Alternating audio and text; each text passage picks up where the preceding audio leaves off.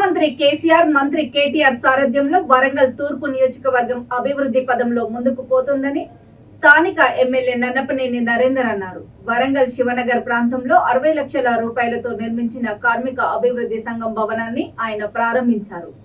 ఈ సందర్భంగా ఆయన మాట్లాడుతూ ప్రజలు తనపై పెట్టుకున్న నమ్మకాన్ని నిలబెట్టుకుంటానని, నియోజకవర్గాన్ని అత్యున్నత స్థాయిలో అభివృద్ధి చెందే దిశగా కృషి చేస్తానని అన్నారు.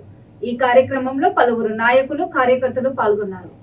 మెగా టెక్స్టైల్ పార్క్ ఆల్రెడీ పెట్టినా కానీ సంతోషం ఉండదు.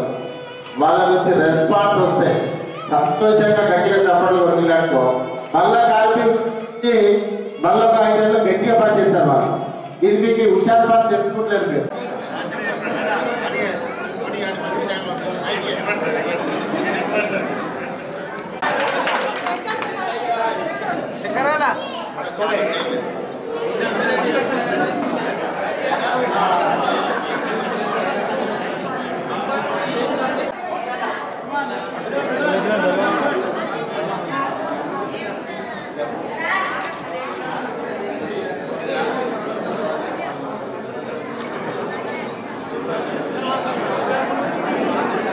ఈరోజు కార్మిక పరపతి సంఘం భవనాన్ని నిర్మాణం చేసుకొని నా చేతుల మీదుగా ఈరోజు ప్రారంభించడం జరిగింది.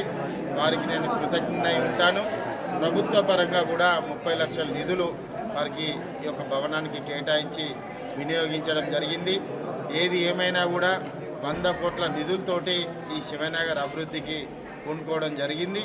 2005 నుంచి ఇప్పటి వరకు ఎంతో అభివృద్ధి చేసి శివనగర్నే అసలు నియోజకవర్గంలోనే ఈరోజు గొప్పగా అభివృద్ధి చేసి నిరూపించుకోవడం జరిగింది.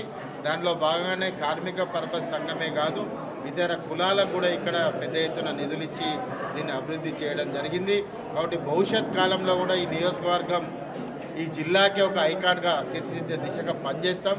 ఖచ్చితంగా నేను ఇక్కడ పుట్టకున్నా కానీ నేను వాళ్ళ బిడ్డగా, శివనగర్ బిడ్డగా నన్ను ఆదరించి నన్ను కార్పొరేటర్ చేసి మేయర్గా మరొకసారి కార్పొరేటర్గా చేసి ఈరోజు శాసనసభ్యునిగా ఈ ప్రాంతం అత్యధిక మెజార్టీ ఇచ్చి నన్ను నిలబెట్టినందుకు రుణం తీర్చుకోవడానికే ఈరోజు ఇంత గొప్ప అభివృద్ధి చేయడం జరిగింది. దానిలో భాగంగానే పెరకవాడను కూడా అభివృద్ధి చేసినాం.